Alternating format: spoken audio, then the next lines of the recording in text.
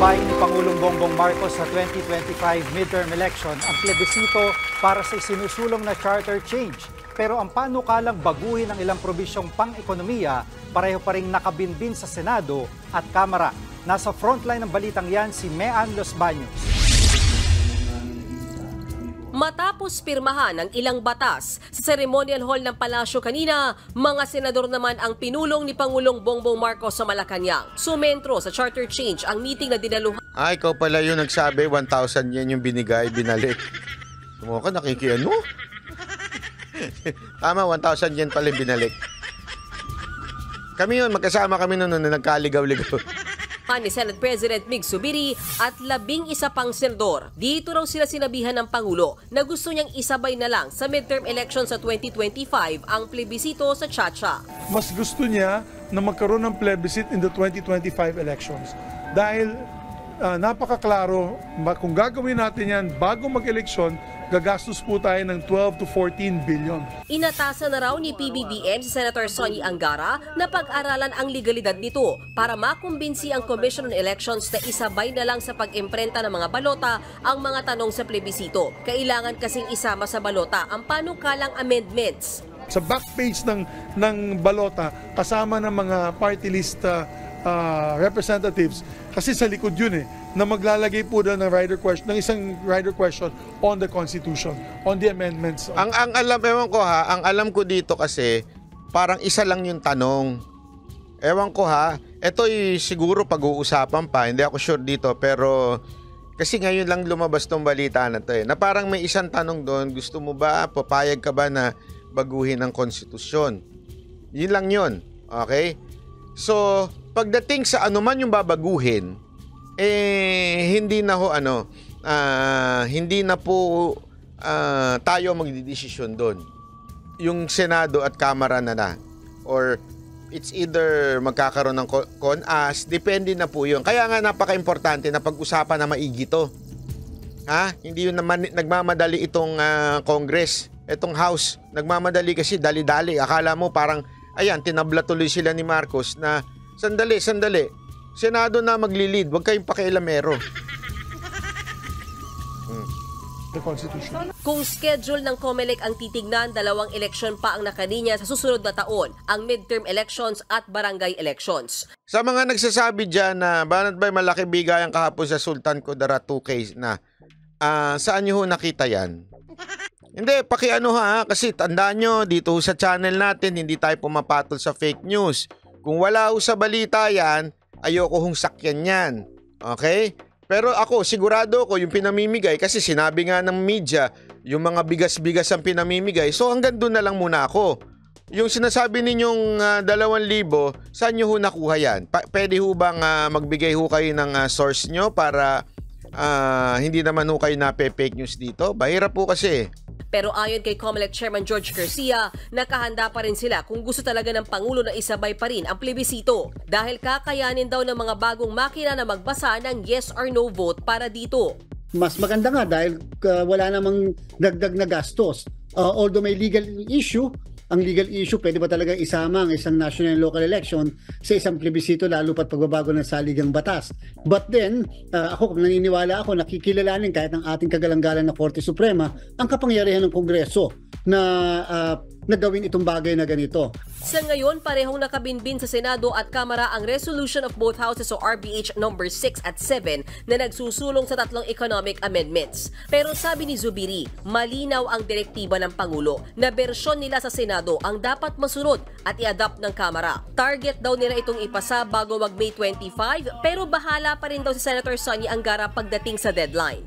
It will be taken up as by the Senate body like a committee of the whole. It will be in the chamber, but we're planning to do it in the mornings para hindi magkasabay sa 3 p.m. sessions namin. Nanindigan din ang liderato ng Senado sa paraan ng pagboto na hiwalay ang 2 sangay ng Kongreso pagdating sa Chacha. We'll vote here, nowhere else. The President is very clear with that. It's voting separately. Ayon naman sa liderato ng Kamara, hindi sila nagmamadaling palusutin ang Chacha. Pero Brad, sabi ni Spokes, di daw pwedeng pagsabayin yan.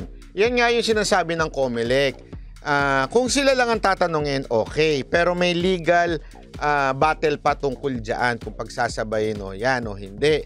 Ngayon, sinasabi ng iba, sabi mo, tulad ni Spoke, sinabi yan, paglalabanan ngayon yan sa korte. Korte o magdi-decide yan. Kung meron bang basihan na pwedeng pagsabayin. Pero ang punto dito, ako mas gugustuhin ko na to kaysa sa PIPI. Okay? Ito naman, makikita naman natin at boboto ang taong bayan. Ngayon, sasabihin kagad ng iba, dadayain yan. Wag na tayo mag-eleksyon. Putang ina, lulukuhan lang pala to Sinasabi ko lang, tinatama lang natin yung intindi natin ha. Kasi kung magsasabi kagad tayo na, dadayain lang yan sa eleksyon. Maganda, huwag tayo mag-eleksyon. Wala na, kanya-kanya na lang tayo.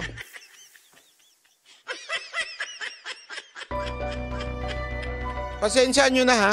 Sorry ho ako, medyo napapamura po tayo ng konti ha. Kasi ulitin ko ho, hindi ho tayo ganun dito sa ating channel. Na basta na lang magsasabing, hindi, lahat naman dadayain niya sa eleksyon, dadayain. Anak ng weteng, kung puro pala ganun, wag na tayo mag-eleksyon. Mabuti pang ganito na lang tayo forever. Wag naman ganun.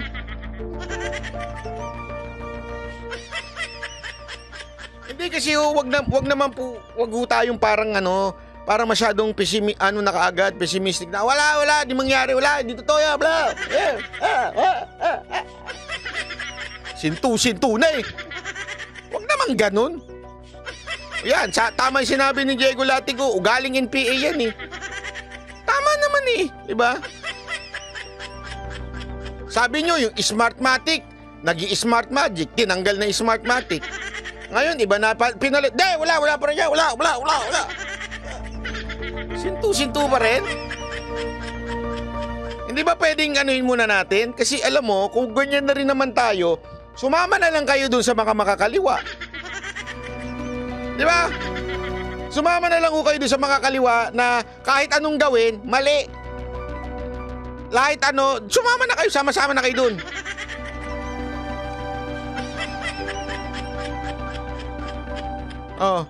Ganyan totoo naman ba sa dadayain nila yan. Ganyan ang ginawa ng tatay kaya anong gawin natin? Sige kayo magbigay ng suggestion. Sige, pakikinggan ko anong gusto niyo mangyari. Sige. Kayo magbigay ng suggestion. Ano gusto niyo mangyari ngayon? Since dadayain naman pala nila, wag na tayo mag-eleksyon. Ano gagawin natin? Sige nga, anong solusyon nyo dahil dadayain naman pala Anong solusyon? Sige. Antayin ko. Antayin ko yung sagot nyo kalma. Sige. Baby, kalma. Nagpapasok tayo, kalma. Ano gagawin natin? Naman ako. Dadayain pala nila Para tabihan ka. Kalma. Ang gawin natin? People power. I-share nga at mag-like lang, hindi nyo pa ginagawa. Mag-people power pa po.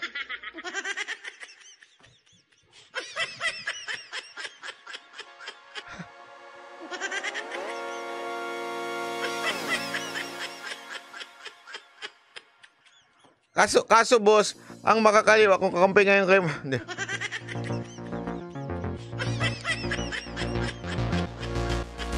Kaya nga po, lagi lang natin tatandaan the best way para masolusyonan yung sinasabi niyong pandadaya kasi double standard tayo mga Pilipino Double standard tayo mga Pilipino. Pag nanalo si Pangulong Duterte, hindi dinaya. Nung nanalo si ganito, dinaya. Di ba? Nung nanalo si VP Sara Duterte, hindi dinaya. Nung nanalo si Marcos, dinaya. Ba't di na tayo minsan makatanggap ng pagkatalo? Nakarinig kayo kay Isko na sinabi yan, dinaya ako. Ba't di na lang tanggapin na, mali, talo. Tapos, move on. Di ba? Kasi dinaya si ganito, hindi dinaya. Puro na lang dinaya. Pambihirang buhay, Hindi. In other words, make up your mind. So kay Sara Duterte, dinaya din, kaya nanalo siya. Tama, mali. Kung ganun kasi utak natin, patay tayo dyan. O nung nanalo yung mga gusto nating senador, dinaya rin. Tama, mali.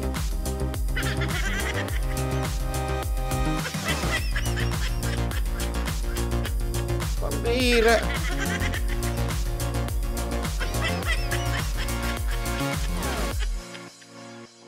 Kasi alam nyo, ako, ito lang naman sa akin, mga kababayan. Ha? Ito lang sa akin.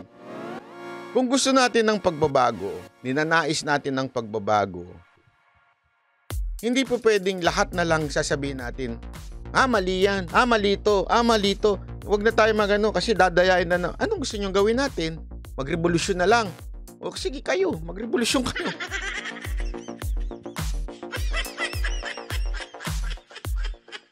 Kahit nga si Pangulong Duterte, suportado, ano gagawin natin? Sige nga. Revolutionary government.